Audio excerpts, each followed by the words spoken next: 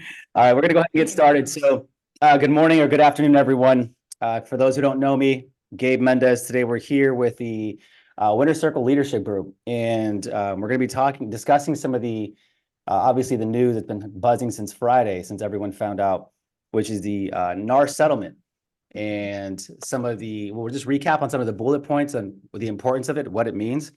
So, just so you guys understand, today's conversation will circulate around that mainly. And then the second part of it will be strategy. What is it some of our team leaders are doing right now? Some of the biggest team leaders that we have here at the Winner Circle across the nation. What are they doing to adjust in their business? So I want you guys to really lean in today, get out your pen and paper, or we'll record it, of course, and put it on YouTube afterwards. So without further ado, we'll go ahead and get started. Let's go ahead and start off by introducing all of the speakers who will be here today. So everyone knows exactly who's on the call. I want to make sure that everyone understands who's on the call and what your qualifications are and why you're qualified to be speaking on this panel today. And so we'll go ahead and start off with Team Aya. Go ahead and introduce yourselves individually. Let us know exactly who you are, your accolades, your accomplishments, team, the entire thing, just so we can all become better familiar with who you are. Yes, well, thank you so much, Gabe. Hey, everybody. Hi, Winner Circle. Good morning or good afternoon, as Gabe said. My name is Rocio Hermosillo. I am currently the team leader of Team Aya. Super privileged to be here with all you. Our team, Team Aya, gosh, we got started a year and a half ago, and I got to be coupled here next to my amazing business partners, Maria and Maria, you'll get to meet here in a bit. Within our first year, we were able and were blessed to help so many families. We were a top NAR 100 top team. We've been able to grow our team to 14 agents in less than a year. We're on track to help 200 families this year. And collectively as a whole, we've probably helped, gosh, over 500 families. I personally have specialized with listings, investors, buyers, and we have a really good niche in the Latino market. So just a lot of education, following up, and systems. That's the biggest things for us is systems. But we're here to build something bigger outside of ourselves and can't wait to share a little bit more. And with that, I'll pass it on to my business partner, Maria. Hello, everyone. Mi nombre es Maria Rocha. Like Rocio said, I am one of the co-founders of Team Aya as well. For myself, I've been in the industry the last 7 years. So the first 5 years of my real estate career, I was completely a buyer's agent. So this is exciting for me because it's everything I've been doing already. And right now, within the role of our team, I am the marketing director. So I do a lot of our social media and as well as still produce. So I'm really excited. Been 40 under 40 last year, NAREP's top 100, and also coach a lot of our agents within our organization. So I'm excited to be here. Yes, hola a todos. Mi nombre es Mariana Hernandez. To add on top of what Rocio introduced is I've been in the business for going into 6 years now, and I was also working a lot heavy with buyers as well. So this is also very exciting for me because this is things that I have been building those skills like to transition over to listing. So this is very exciting because we have and are continuing to establish those systems in place. I have been blessed to help a little over 100 families. And right now with Team Aya, I am the productivity coach and the agent success role. So I get to work alongside with all of our agents and really training them, coaching them, how to focus on that 20%, how to have those tough conversations, how to build those skills to create those relationships in their business. Awesome. Thank you, Team Aya. That's a big, they were an all-lady, all-woman brokerage out in Des Moines, Iowa.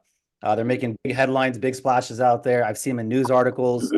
So when we're talking about forward thinking and we're talking about being ahead of the curve, Team Aya really is doing that out there in the, I guess we'll call it Midwest. Is that where you technically call it Midwest? All right, out in the Midwest. So thank you. We'll go ahead and pass it over to Monica. Do you want to, I don't know if Jose's here yet, but Monica, do you want to hop in and just tell us more about who Monica is? Hi guys, I'm Monica Singer. I'm in the Los Angeles area.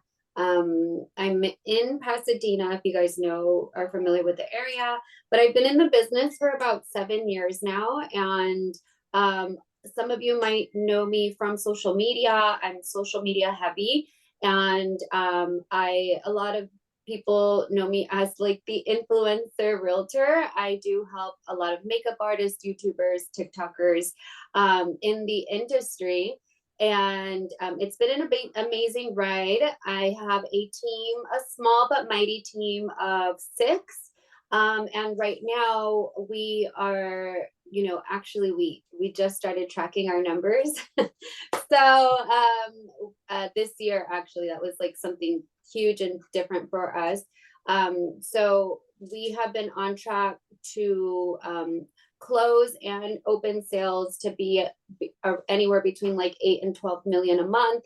And so it's been amazing just seeing all of our growth. We're super excited. I also have an organization of 95 agents, and we are doing daily coaching, daily training. So my role is to be a leader, but also a producer. I'm very heavy in production at the moment and want to continue to be able to focus on both and be able to help my agents grow. And, basically we're all here to give our agents the blueprint and help them. But right now, this is a really interesting topic that I know has a lot of people scared, but I feel like us that have been in the business for a while, we're just super excited, and we feel like it's going to really weed out the weak from the strong. So excited to be here. Thank you, Monica. And one thing that she left out, I was hoping she'd touch on, of course, she talked about the most of her clients that she does work with are celebrities, and she has to sign an NDA and she can't talk about who they are. But one awesome thing is she also is heavily involved on the investment side. So Yes. her and her husband do a lot of flips, buy and holds. They actually have a nonprofit called, I think it's called Save the Block.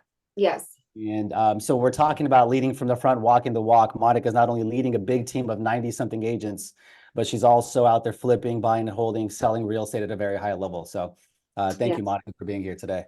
Thank you. All right. Mr. Jose, or I don't know, is Jose there? Oh, there he is. Oh my God. Jose. I was gonna comment on that because I was like, Gabe's out here looking for me when I'm out here looking for Gabe, looking all spiffy. I did not recognize you. Look at that. Looking sharp, man. You're looking sharp. Yeah, so quick intro to new people. First off, I'm gonna put my IG handle in the chat so you guys can check it out.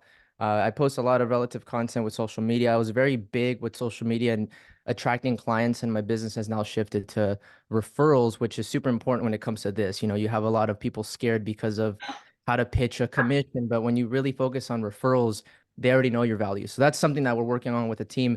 But a little bit about myself, I've been selling real estate for 7 years, solo agent up until my 6th year. So I have a year now with the team.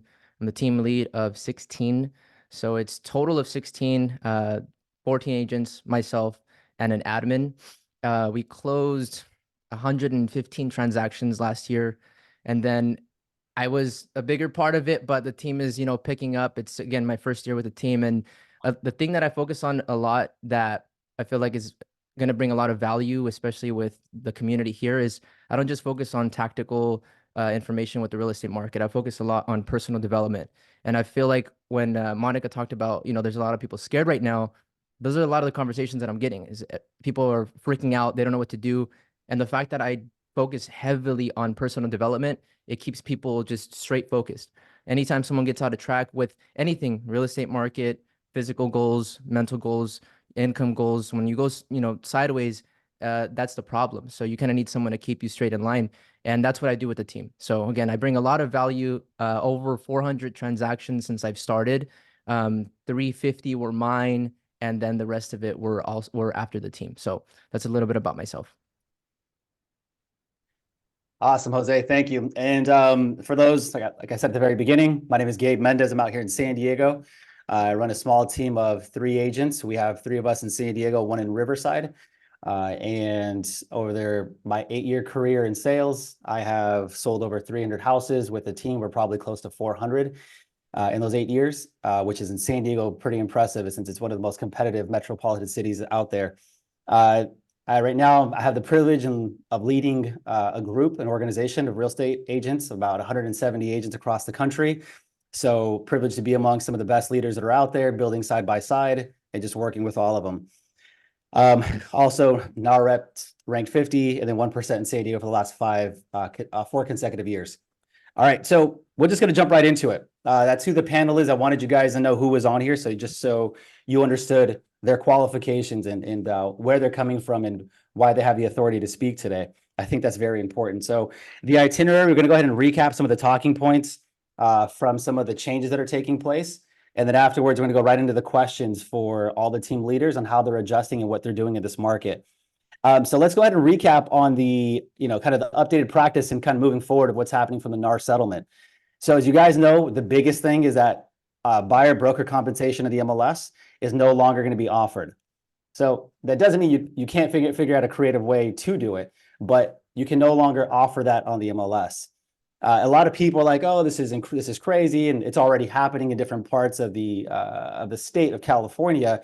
So some of you guys might have already noticed that it's not even July yet, but yet there's zero compensation on the MLS. The reason that was because back in October, they did pass a new rule with the MLS that brokers no longer had to offer compensation on the MLS. They could offer zero if they wanted to. Before, the rule was it's called participating parties, I believe it is. The participation rule. You had to offer at least $1, but it couldn't be zero. But as of October of 2023, they changed that rule. So this is why now in California, you're starting to see a lot of zero out. So that's one of the things moving forward. I want you guys to kind of keep in mind that that's going to be the place. But you can do creative things to add the compensation in there.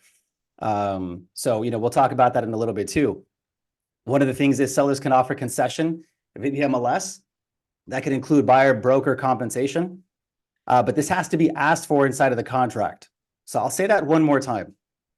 The seller can offer concessions via the MLS. So for example, kind of like a builder, well, they'll say, hey, you purchase a property with us and we're going to offer you $5,000. Well, if that is being offered on the MLS, well, let's talk about how it starts. When a listing agent meets with a homeowner and they're sitting down negotiating their commission, well, they can no longer advertise how much they're going to pay on the MLS, but they can say, hey, how much of a concession can we put aside that can really be used for anything? It can be used for carpets, it can be used for paint, it can be used for closing costs, or you can use that concession for commission. Now, a key thing to note right there is that in order for a buyer's agent to get paid on a transaction, they have to create a buyer broker agreement between themselves and the buyer. Now, this is something that is really big that I read on this one pretty deep, and I'm curious to hear everyone else's opinion on the panel too today. This is something that I read pretty heavily into, which was in order for the buyer's agent to get paid on a transaction, via whatever the concession that's being offered, if the buyer's agent negotiates with the buyer to buyer broker agreement to get compensated a $5,000 flat fee for the transaction, but on the MLS for whatever deal, $10,000 being offered, you cannot, legally speaking, receive that $10,000 compensation.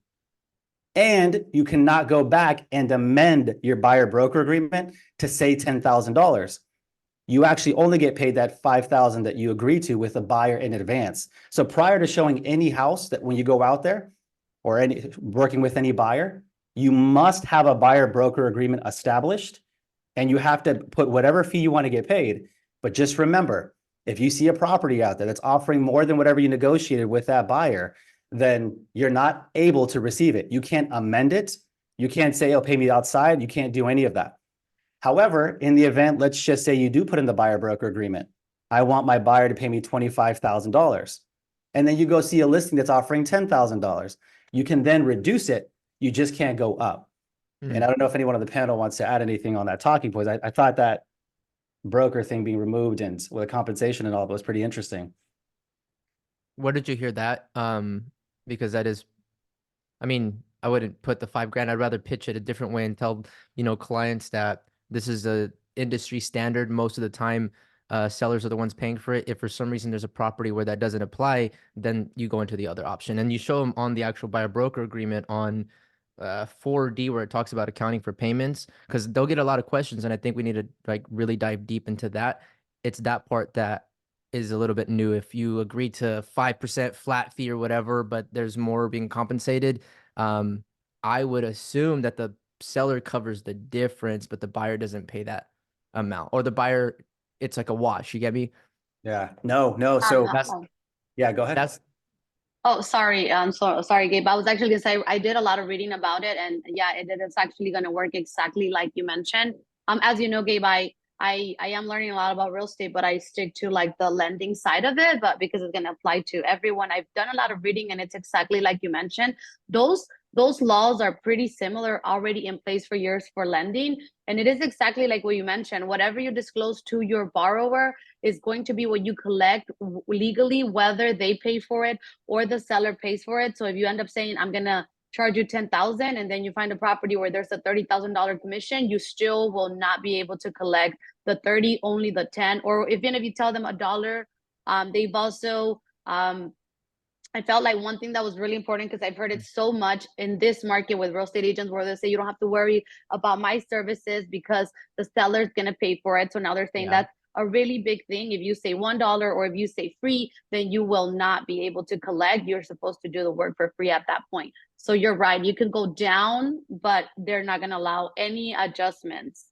Yeah, You can go down, but you can't go up or something like that. yeah. Another thing in our agency disclosure, and it can be a little different for everyone too, is there's a section in our disclosures, for example, where it's just the 3%, or you can put an up to, right? So if that's 25,000 or whatever, I think that's where we might need to shift a little bit. Instead of using that percentage, it's just up to X amount, you know?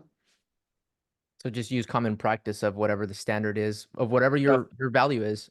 Right. Yeah, we had a question in the chat from Cynthia. She said, could you change the language in the buyer broker agreement to say whichever is higher? The answer is no. You have to have a pre-negotiated amount up front. So I want all of you on this call to listen carefully to that. This affects your buyer commission. You know, you have to pre-negotiate your commission fee up front with the borrower. And the buyer agent may not be paid more than the pre-negotiated amount on the buyer broker agreement. Period. Black and white. There's no verbiage you can change. You can't get around it. There's no amending. There's no what if. There's no pay scale. You have to have an exact amount. And whatever you pre-negotiate with your buyer, that's only the amount you can get paid on there. Like Mariana was saying, you can get paid less, but you can't get paid more on there. Yeah. And it's going to change. And anybody that tries pulling a fast one, that's easily being unethical and steering. You know, if you're trying to say whichever is higher, then this just doesn't look right as a professional. You got to come with a fixed amount, and then, like you said, go down if it's applicable. Especially if the buyers are already having a tough circumstances to bring those, right? It's just being ethical, that way they don't have to bring those costs. I also think about, you know, Monica pointed this out, like this is gonna waive out the good from the great. Like, what are your values? Like, are you okay with 1%? Is that how you are valuing your services? So I think just from the beginning, making sure you're already thinking about what service, what value you're bringing, and walk in there into your buyer consultation with, hey, I'm 3.5% to hire me. And if I can add to that, so kind of like Gabe, I mean, I've learned a lot from Gabe. So once I started working with Gabe, I started actually charging an admin fee, not necessarily charge, you know, when people still ask like, hey, how much do you charge to work? How much do you charge for me to work with you? Most buyers don't know that the seller pays for it now. So I would just say, you know, I don't charge a fee to work with me. However, my company does have an admin fee, an additional admin fee. And then they're like, well, what does that mean? And I'm like, look, you're not getting one person, you're getting a whole team. So in order for you, for this to be seamless, and not that a one-person agent can't be seamless, but I let them know, like, this is what I offer. Whatever date you are available, whatever time you are available to view a property, and as long as the seller is okay with it, we have somebody that's going to show your property on that date. It's not going to be around my schedule. It's going to be around your schedule. So there's always somebody available because I have a team and I make sure that I have agents that are available. So when I do charge that admin fee, I'm gonna, it's valuable. They see the value in it. And it's anywhere from $1,000 to $2,000, depending on the price point of the property. Something that's more expensive, I'm going to charge a little bit more because I do value my services, especially if we're going into a property that's at 2% commission. I'm like, you know what? I do feel like I deserve more. Now, however, I'm not going to go and request 3% for a buyer, only because that's not like what we're used to, right? I want to try to keep things as similar as to what we're used to. It's anywhere from 2 to 2.5%. I will charge 2.5%. However, I will still create that admin fee that is still going to be a part of the closing costs. And I do it in a seamless way where I add it to the closing costs ahead of time. When I'm working with a lender, I tell the lender, hey, this is what I charge for admin. Can you please add it to the closing costs? So that way, when the buyers see it, they don't see it as an additional fee. They see it as, this is the whole package. This is how much your closing costs are going to be. So when I'm quoting them closing cost fee, it includes my fees as well. And then they're okay with it. They don't have additional questions. Now there's going to be a lot of people who can't afford it. They just simply cannot afford to pay an additional 2.5%. They barely have enough money to, for their down payment. They're getting creative. They're having people, be their give them the money, be their gifter, and paying them back later. So that's where it's going to, our negotiation skills are going to take into place. I don't want you guys to deny them. I want you guys to still take them on. I want you guys to still charge that fee, but let them know, say, hey, I charge 2.5%. So what we're going to do is we're going to go look for properties that are offering to pay for your commission. Now, guess what's going to happen then? A lot of properties are going to be sitting, or they're not going to get that many offers. And I feel like maybe in the first year, what's going to happen is that properties are no longer going to continue to climb up and up and up. And people are going to start realizing like, dang, that I didn't pay for a seller's commission, and I only had like 1 or 2 people come to my house. Why? Because the buyers can no longer afford it. The buyers can't afford to submit an offer on that property because they cannot afford to pay for a buyer's commission. So that's going to mean I heard this, I don't know how real it is, but they're saying that if you're not offering a buyer's commission, it's going to take away 80% of the offers on that property, because a lot of people, especially first-time buyers, are barely making ends meet for their down payment. So I think the first year, there's going to be a lot of agents that are going to try to get listings and just charge a 2%, 1% flat fee. Say, hey, you don't have to pay for anything else. The buyer's going to pay for their own commission, but they're not going to sell their houses for top dollar. They're going to get, not top dollar for their properties. So I do think it's going to cause a little bit of chaos for a little bit until everybody realizes, like, you guys, we had it good. Like, stop messing with the fees. Let the sellers still offer buyers to let the sellers still pay for the buyers. Let's write it in how it's supposed to be, but like, everybody be fair. Stop trying to get these listings. You're not going to end up selling them, or you're just going to have a bad reputation out there, and your sellers aren't going to be that happy because you're not going to be able to sell them for the amount that they really want it to be sold. So that's also where our communication, our skills takes place when we are addressing this to sellers. We have to let them know, this is what happens when you take a discount broker. This is what happens when somebody offers you 1%. You're not going to get a highly skilled realtor that's going to get you top dollar for your property. Is that what you really want? You want to save 2.5%, so and end up getting less than, maybe losing 10% on your property? Like, does that make sense? So you have to be able to paint that vision to them to let them know, like, this isn't the route that we want to go in. I don't know if you guys want to chime in on that a little bit. Jose, Yeah. I see you wanting to say something. This is just gonna be like an overload of so much information, so much misinformation, right? So many people taking something and turning into what it's not. You know, the headlines of 6% gone. It's like that was not the issue. Like I read it somewhere where they're like sellers didn't never had to pay a 6%. They never had to pay a 4%. It's the word, the decoupling of putting it on the MLS that is going to be going away. So there's going to be a lot of part-time agents, a lot of agents that don't offer a lot of value that are going to be pitching this whole discount brokerage, but that's what's going to happen. Those are the vibrations they're going to be putting out, and that's what they're going to be receiving, and that's all they're ever going to be. I've already said I'm not going to be settling for a discount or this and that. If I have to turn clients down because they don't see the value, I'm going to do it because my vibration is going to stay up here and it'll always be up here. So it's just funny, you know, just to see this whole thing unfold. And seeing just a lot of the memes and a lot of stuff on social media. And I think that that has a huge impact with everything, as well as that social media and the kind of fire that it puts out on its own could be a little dangerous if it's the wrong information.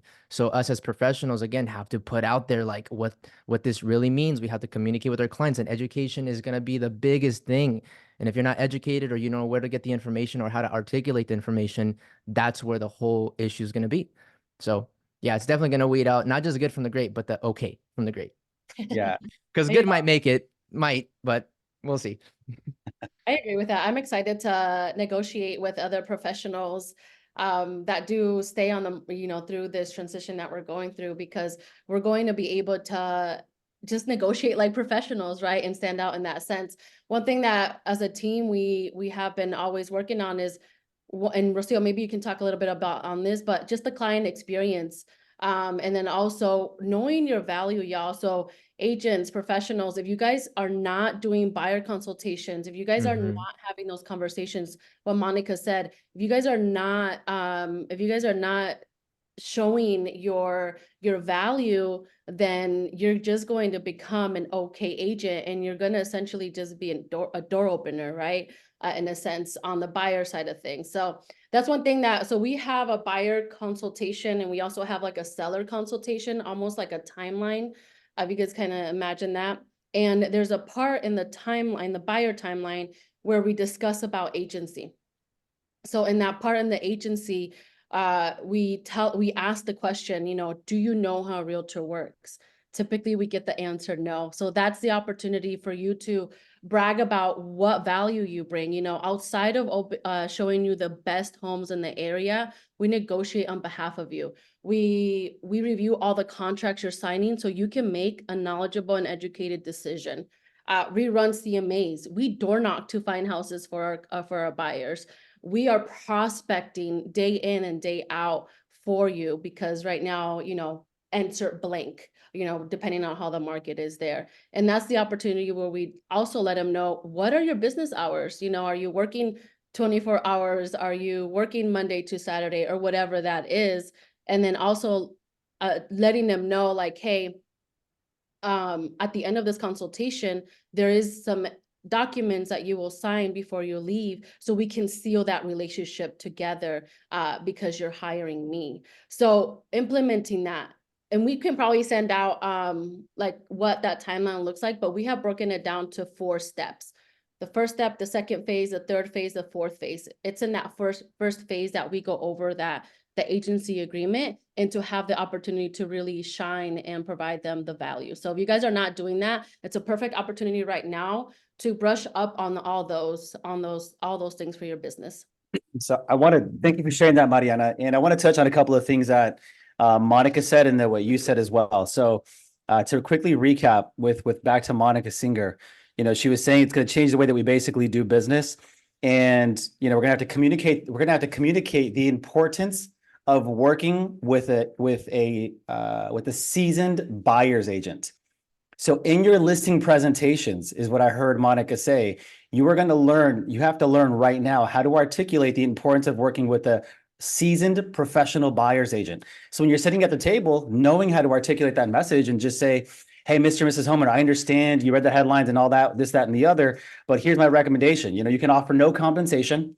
And what's going to end up happening is you're going to have one of these Joe Schmo, ABC realtors, 1% realtors on the other buy side who probably closed 3 transactions last year, who probably doesn't know the contracts. And yeah, you're going to save 2% on the commission side from not doing it. But in exchange for that, the agent you're going to get to write an offer on your property is going to be someone who's not reputable, who's untrained, someone who's going to drag their feet, miss signatures, miss deadlines, cause you more time, pain and headache.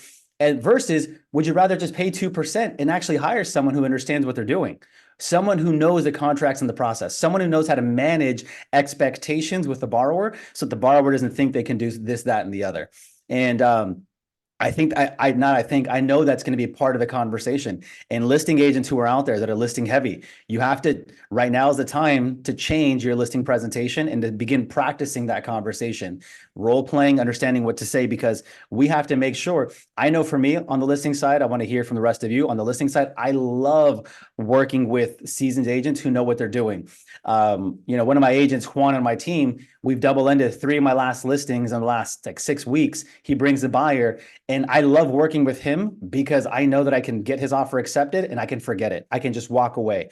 I know that I'm going to get the emails, I'm going to get the text messages, deadlines are going to be met, over communication, and I look amazing in front of my seller because I'm working with someone who's highly trained.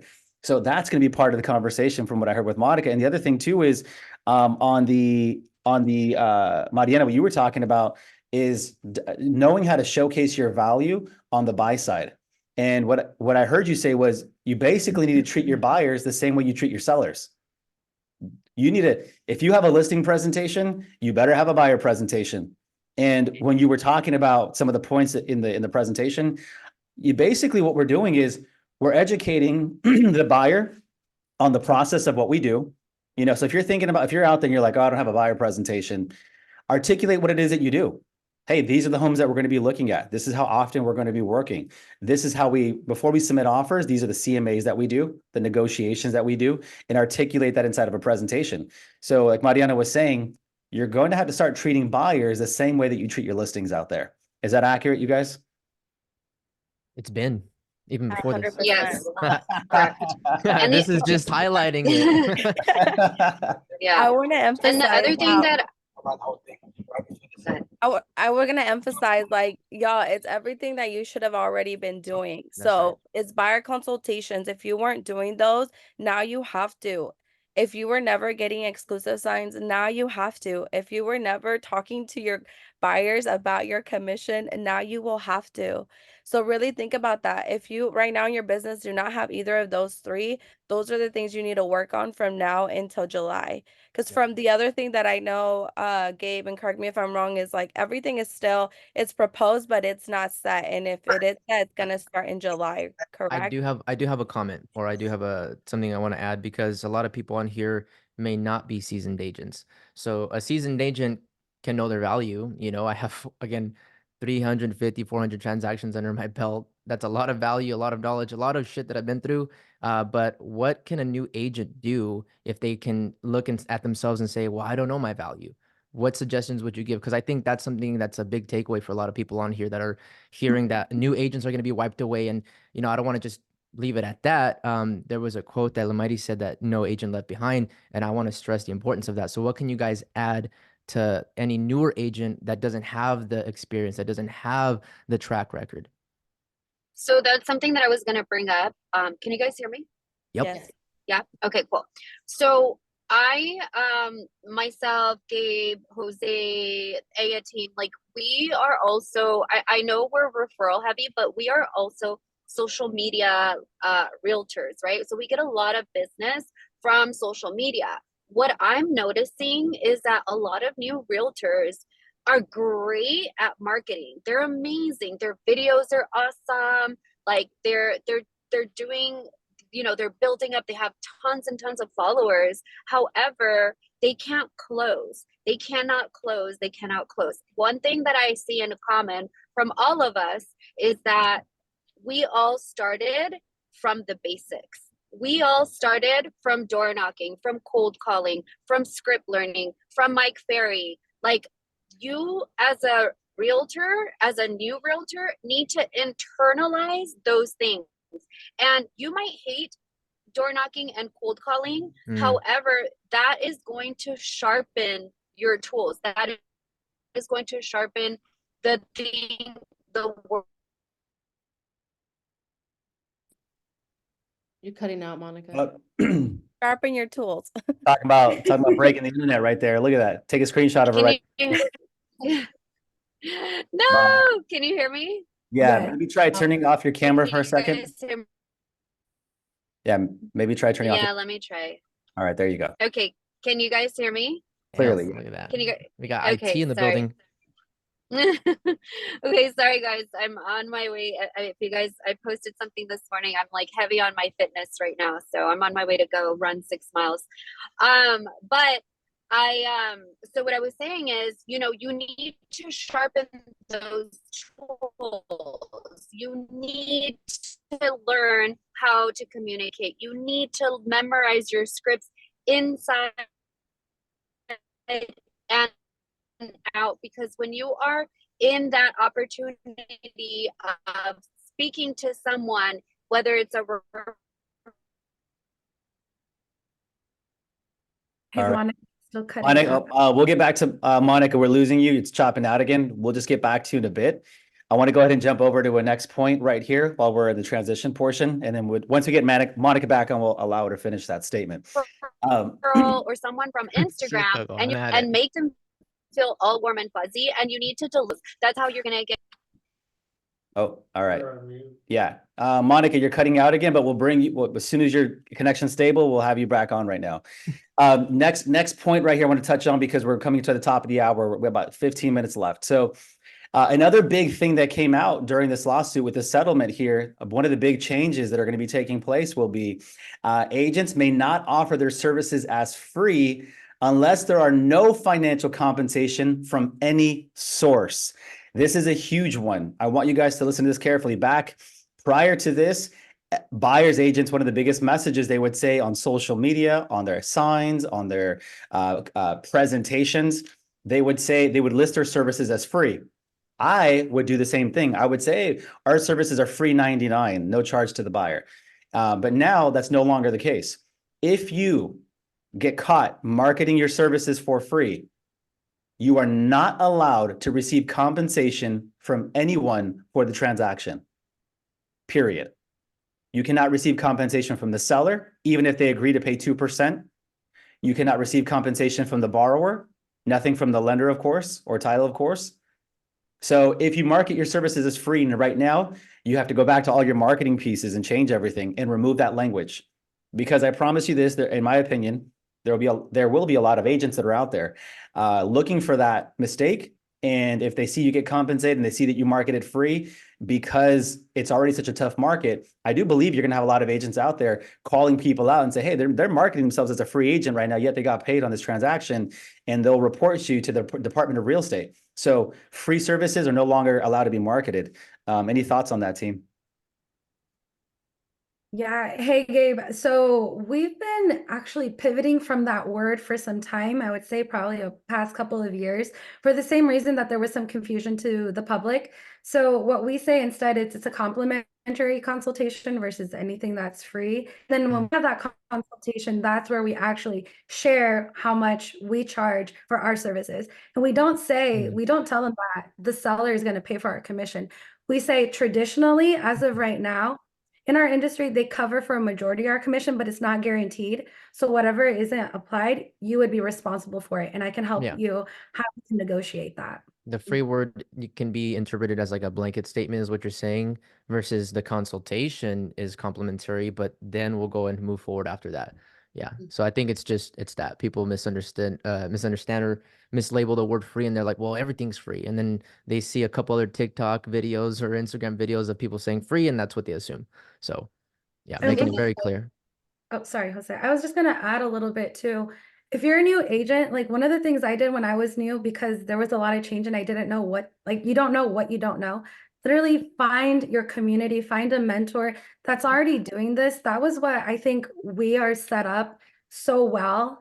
Being a young team is because we had great mentors. And because of that, now we feel the duty to help and pass that on to others. Because if you want this as a full-time, you have to be full, like it can't be part-time anymore. It really has to be dedicated to them, or find a team that can help like figure out your way. But I just wanted to share, find a mentor, find your community that's always up to date, that can teach you how to do some of these things, so you're not out here all alone. Yeah, and I'm gonna shoot my shot. We're always open to taking on new talent. I'm here and I care a lot about the agents. So we're based out of Central Valley. I have my team pretty at a big range from Merced all the way to San Jose and everything in between. So if you're needing that support, if you're needing a change, I put my Instagram handle in the comments and I'll type it again in a little bit. Yeah. And I want to echo all of that. What they're telling you guys is you need to be part of a community right now that's forward thinking, that's already ahead of the curve. I don't know if how many of you caught this, but I asked specific questions about the changes and what's taking place. Every single person on the panel didn't say they're now adjusting. All of them had said, we're already implementing this. So the laws are changing right now. And there's going to be a lot of teams, agents, brokers that were not prepared for this. But every single person on this call today all said, we've already implemented these changes. We already have a buyer presentation. We already have a buyer broker agreement. We already get paid a buyer commission. Every single person on this call, including myself, my team included, we charge an additional buyer fee for representation. It's all part of the language. So, go to your broker, go to your team, whatever company that you're with that's out there. We're part of EXP, but if you have that, great. And if you want to be part of a different community, what you're looking, reach out to one of the team leaders that are on here. And, we'll talk about what that looks like partnering up with us, because, we have some heavy team leaders that are on here that are looking to grow. And like they say, you're the average of the 5 people you spend the most time with. And if you look at the 5 teams that are on this call right now, all 100+ transactions, big teams, massive success in this market. I don't know. Success leaves clues. So Can you hear me now? Yeah, we can hear you. Go ahead. Okay. So to add to that, what I was saying is, you have to sharpen your tools. New agents, learn your scripts. So one thing that I did for my organization of 95, I actually felt like it was time to go ahead and hire a script coach. So we're doing daily scripts with other realtors from all different organizations. So it's not just EXP. We're training with people from other states. We're training with people, from other brokerages, and we're doing it on a daily. And we're having one-on-one calls with the coach. Even though we provide a lot of coaching in our organization, I just felt like, you know what? Let's just do this on a daily. And there have been agents that are showing up every single day that are absolutely in love with it, doing, just have a ton of accountability. So again, if you're on this side of town, if you're in or near LA, feel free to reach out to me if that's something that you're looking for. Daily accountability, showing up for scripts. I'm here to help. Send me a message, realtor_Monica Singer, and we can see how you could fit in with us as well. Can I echo, and Gabe, you're on mute, but if you were trying to say something, I was just gonna say, I think the biggest thing, you guys, too, is mindset. Like, if you can tell, each one of us have a growth mindset. And this is why, even from the beginning, even years ago, because this was actually brought up years ago, from when even this was brought up is when we started pivoting. So really find someone that is actively in the business and also thinking about other ways to grow, because you don't want to stay stagnant. And that's what's happening. Everyone that is nervous, that's scared, have an uneasy feeling, it's just we're not used to change, right? And we even did a podcast, literally our podcast session was about change as last time. But just think about this, especially new agents or anyone that's really afraid. It's just time to adjust. It's a new change. We need to adjust. And then from there, it's when we're going to thrive. So be open to it. And what you are doing, what got you here, is not what's going to take you to the next level. So also think about that. Yeah, wanted to echo real quick. Sorry, Gabe. On that point was that now, like Maria said, just block all the negativity, right? Blocking all the negativity, and really stay on top of your toes. For new agents, y'all, it's just the way I think about it is like, when interest rates were 2%, buyers were mad. They're waiting for the market to crash, et cetera, et cetera. They're not mad because the market hasn't crashed. They're mad because now they can't get the 2%, right, that they missed out on. It's same as now. As professionals, we just have to answer the objections. You know, I take like objections are just questions that need to be answered, right? Because they don't know what they don't know. So now it's moving forward. This is now the new norm. So what are you now adjusting in your processes and systems to educate all the consumers? As we come to the top of the hour, I just want to give some action steps on some notes that I wrote down, and then I'd like for every team leader to go ahead and just kind of chime in with what it is that they feel everyone should be focusing on. So, you know, what can you do today? You know, while you're working with sellers, and I want you guys to take some notes on this. What can you do today? Number one, I want you guys to update your listing presentations. And I want you to include in that listing presentation that this how compensation works. And you're going to be putting that most of the offers that are going to be coming in will be requesting compensation from the seller via a concession. And I want you to set that up front. Number two, make sure that you're including that in the net sheet already and in the and in your listing agreement. So make sure that whatever that 1%, 2%, 3% fee that you'll be suggesting to the seller is accounted for up front. And then also talk with your seller about, hey, listen, if they're adamant about not wanting to pay a compensation to the cooperating brokerage, have that conversation. Well, hey, listen, I will be representing you. And since there's no compensation to the buyer broker, they have to negotiate with the buyer directly. Chances are I'll be receiving phone calls from people who want to show your property. And this is the conversation I plan on having with sellers. Chances are I'm going to receive phone calls from buyers who want to purchase your home. And since there's no compensation being to that buy side, how would you like me to handle that? There's different ways I can do it. We can refer it out to another agent where, you know, you pay compensation to them. I can take that phone call and do what's called dual agency and represent both you, the buyer, and the seller. And I know some states don't allow it. I can do that. But if I do take that call and I do manage that paperwork, will you pay me to represent the buyer a percentage more? You know, have that conversation up front of your listing presentation of how you want that to be handled. And then in your listing presentation, if you haven't already, make sure you have a menu outlined with everything that you offer included. So for something, I might say something like included in my 6% listing or 5% listing is the following: junk removal, staging, photography, video, social media ads, $500, and just list every single thing that you do on the listing side. So you can clearly articulate your value. If you don't have that in your presentation, update that. We do have it, but that's something on the listing side. Now, final points on the buy side, and I'll pass over the mic. So what can you do today on the buyer side? Well, this is going to change how you do business. Before, you used to get a buyer lead. If you're on a Zillow Flex team or a realtor or a lead team, you're taught speed to lead. You're taught pick up the phone, go show them a property, build rapport, and do that. That's going to change because now we're not getting guaranteed compensation. So now moving forward, you have to have a buyer presentation established with your value proposition, outlining how it works. And before you go show those houses, make sure that you have that agreement in place with that buyer.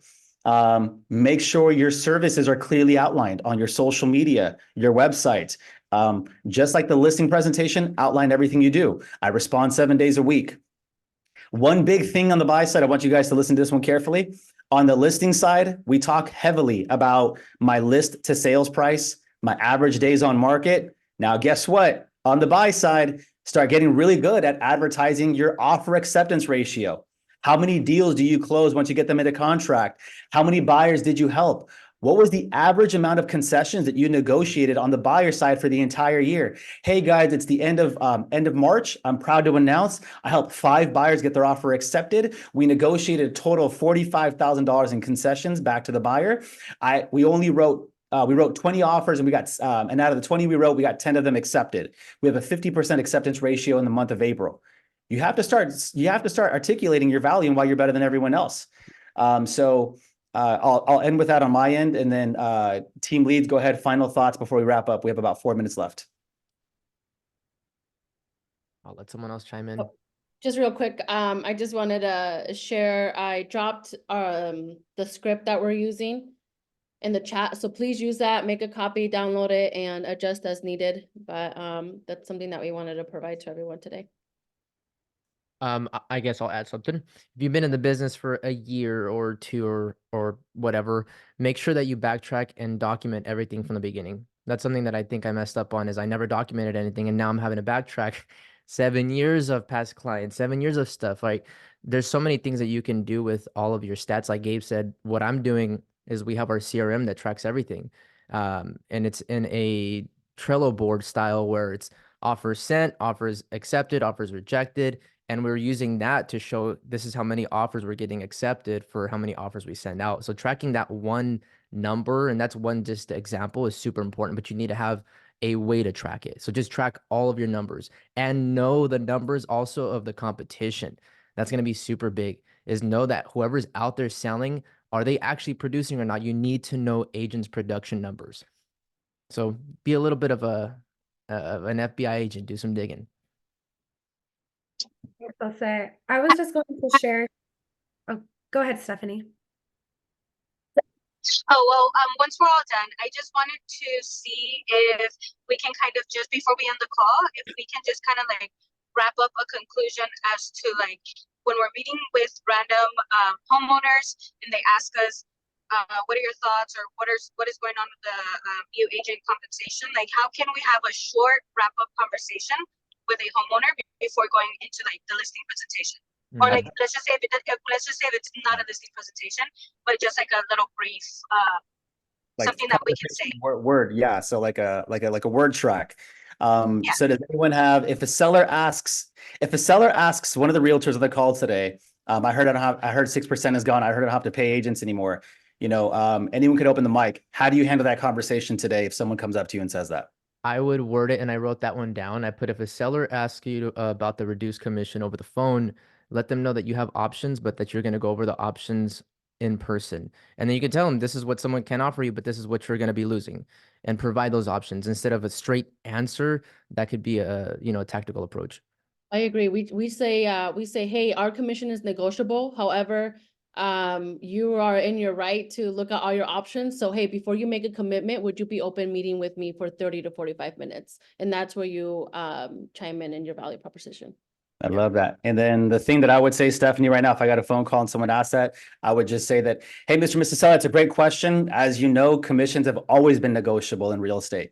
There's a lot of misleading headlines that are out there that state 6% is gone, this, that, and the other. And the truth is, it was never 6% to begin with. It's always been negotiable. The only difference with the law today is that now you can't advertise how much you're going to be paying the buyer's agent on the MLS. That is the only difference. Here's the link so you can verify it directly from the DOJ so that you can see exactly how that works. It's on page this, page that, page that. Here, this is right there, and just send it over to them and say, and I'll go more into detail with you once we meet in person. We're still on for Saturday at 10 o'clock, right?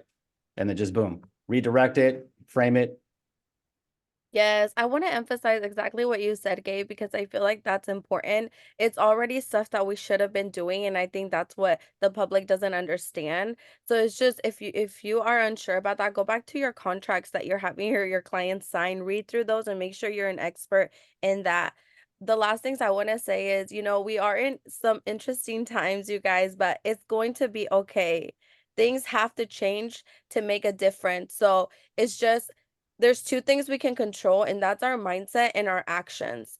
So what are you doing right now to really make sure that you stay ahead of the game? If you're focused on like, oh my God, this is not going to work. Like, what am I going to do? I'm not going to get no deals. Of course, that's what's going to happen. But if you're like, you know what, I'm going to find mentors. I'm going to team up with the best. I'm going to come to trainings. I'm going to join an organization and help my business grow, then that's what's going to happen. So really understand where you need to be in with your business and get your systems and your numbers down. It's a contact sport and it's a numbers game. So that's my last two things. Thank you guys. Yeah. Monica, any final thoughts on any tips moving forward for anyone? Yeah, same to piggyback on what Maria said. Don't try to, especially as a new agent, don't try to just figure out the wheel. It's already invented. So join a team, join an organization, get some mentors. Don't try to just do it on your own, because you're going to get there so much faster and you're not going to have to make those mistakes yourselves. We've already made those mistakes for you. So yeah, you're going to learn from people that you look up to, and look for those people. Wonderful. And just for everyone else, in conclusion, we're at the top of the hour. I did see a couple of questions inside of the chat. One of the things was about the language that you use in the contract. So one of the good things is being at the company like EXP, we have people who have been part of NAR and CAR. Some of our chief, I think our COO was there on the board with them, and they gave us specific language to put inside of the contract. So this is, I typed a language inside of the chat. It's seller to credit buyer X amount at close of escrow to satisfy buyer broker's agreement. You must have a buyer representation agreement, and you must have a buyer broker agreement, depending on the state, if you have one or both, or just both, in order to get compensated. Second question was about VA. Can it work with VA? Technically speaking, if you word it this way inside of the language, it does satisfy the guidelines with VA, but you're going to have to argue that point with the underwriter. You're going to have to pull out the handbook, show them which section. And unfortunately, we're at 11 o'clock, so I don't have the time to show you or tell you what that is. But just know that on VA, you have a strong argument of getting this passed through so that the buyer can pay that compensation over to you. So make sure you guys copy that agreement there. And, you know, if you're out there right now and you're wondering, okay, I need to be, you know, this is all really helpful, like, you know, some big takeaways, you know, I encourage you guys, reach out to us. You know, we'd love to have you guys. I don't know what group and company you're with right now, but if you're looking to make a change, you know, I want you guys to consider this group, because we have an amazing group of leaderships that are willing to pour into the community. And you can see we have over 170 agents right now across the United States of America, and some of the top brokers, some of the top teams that are out there just crushing it. So, you know, I don't have anything else I want to add there. I don't think there's any more questions. So Gabe, one more thing, Yeah. because I know right now a lot of listing agents are going to try to be double ending. As a buyer's agent, do not forget to have I forgot, Gabe, do you know what number it is on the RPA where they have to check off and sign, so that the seller has to sign it, basically stating that they saw the offer? Because, you know, some shady agents are not going to present the offer. Make sure you sign that, and you tell the listing agent, I need this signed by the seller, so that the seller gets presented the offer. Yeah, that's going to be on the second to last page of the RPA. It's going to be at the top, or the bottom section of it. It's going to say that the buyer's agent presented the offer to the seller on this date, and the seller is choosing not to counter, and they're rejecting it. So if you're not doing that practice already, what Monica's talking about, make sure every time a seller does not accept your offer, you force the agent to give you a signed rejection letter, signature.